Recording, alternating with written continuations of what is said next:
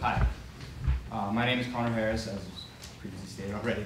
I'm a sophomore at the college, and I'm a creative writing major.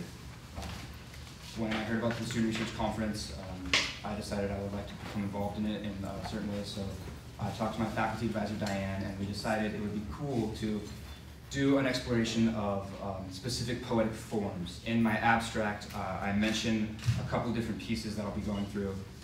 These have all been written by me. The first one is, we haven't really typified a specific term for it, so I call it a self-deconstructed piece in that its form falls apart by the end of the piece. That is the first piece called A Very Old House. That will be the first piece I read. Then I have a narrative series of 3, and these were probably the most difficult for me in conception. There are 2 sonnets, and the breaks in the sonnets are atypical for classic sonnet form. What I was doing was trying to work with a contemporary sonnet form. Most of the time, if you're familiar with the sonnet works in statement of fact. Everyone knows Shakespeare's sonnet, "Shall I compare thee to a summer's day?"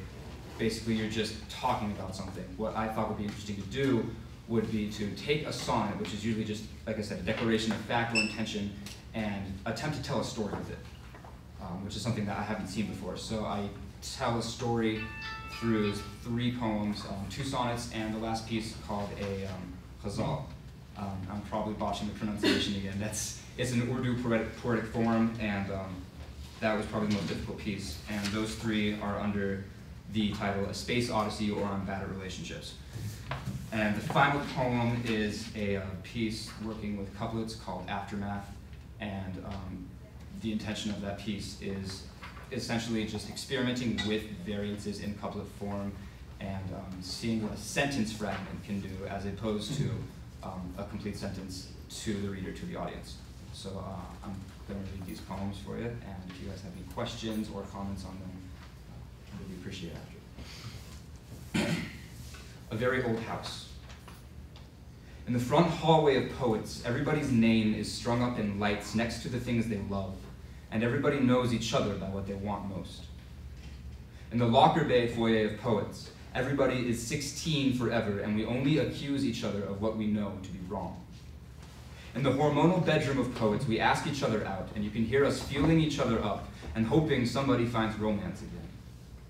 In the crumbling ballroom of poets, vines made of longing reach, strangle the light, and we get in knife fights with the doorman, but he tells us there's no freedom out there. So we write ballads on his shoes for the places they've never seen. In the dilapidated family room of poets, the lights are out, and we moan in the dark and search for some way to turn the god back on. In the rusted industrial laundry room of poets, you can hear the cars outside, and through the windows we watch the exhaust trace love letters home through the asphalt air. We hope they never get there. In the broken backyard of poets, we cut the hedges with old markers, and graffiti is what we call sign language, and every time somebody cries, a patio stone cracks. In this shambling shanty of poets, we drink malt liquor to stop us writing too much, to stop us slashing love notes in our arms. We only have our poems for bandages, and paper with words as frail as ours is not a good coagulant.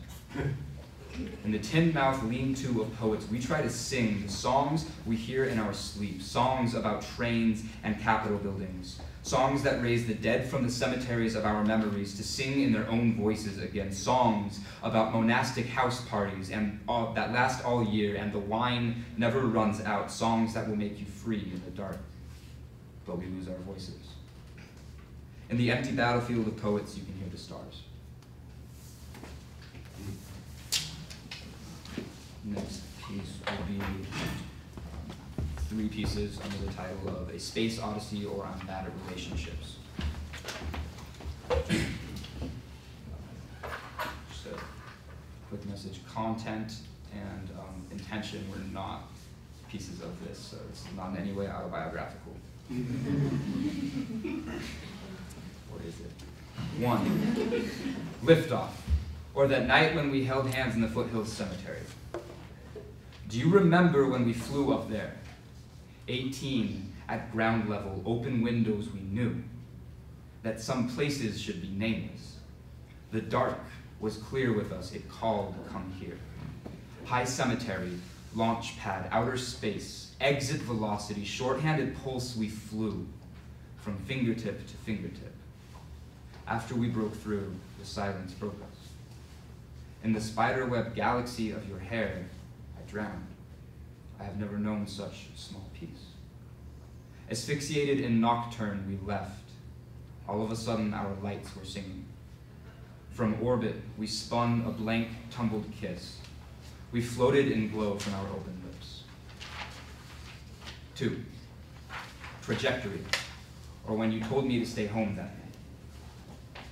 Process of a piece of glass in the night. Our sharp shard fell from space, and I was not the dream you prayed for, but we held on to the tail of that shattered comet as if drifting orbitless was the goal, as if entropy was a myth we fell, cut by memory, we bled reflections of each other as the air sped up.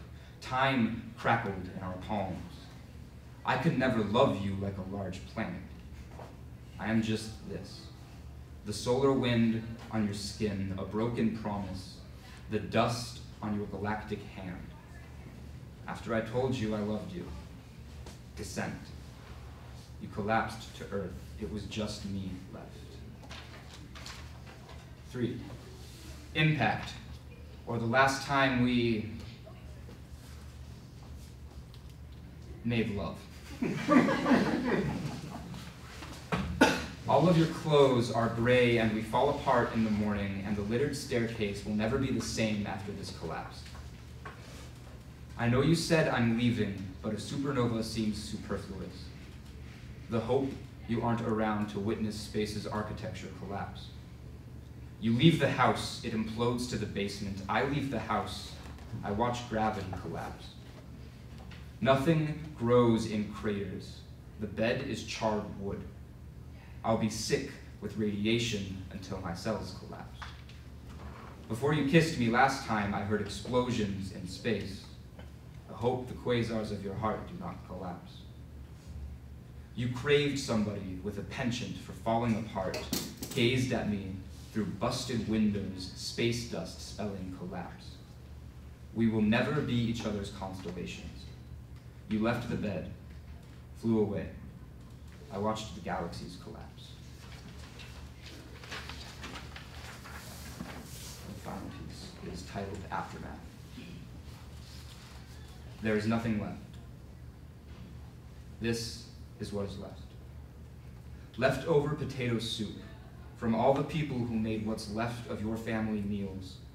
The dead don't eat. Home is a morgue, air conditioning and empty walls. We took the pictures down. Clouds of medicine that rain needles, the too clean hardwood floor from cleaning up after every bad day. Broken pieces of paper scar the floor, hospital bills spell death certificate. 3:34 a.m., August 10th. Mom pukes what hope you had. This is your birthday. The funeral reception of school, everybody pats your back with flowers and apologies on their lips. When you win the race and she goes back to the hospital, this is what you can never train for. Your expanded doctoral vocabulary, mastectomy of more than breast, we're all heartless now. Fights with your coach and friends, the brick wall rage of your mom jokes. A summer where you grow more pale, mountains in hallways and black holes housed in beds, never being able to kiss a girl's breast again. The questions you never got to ask her.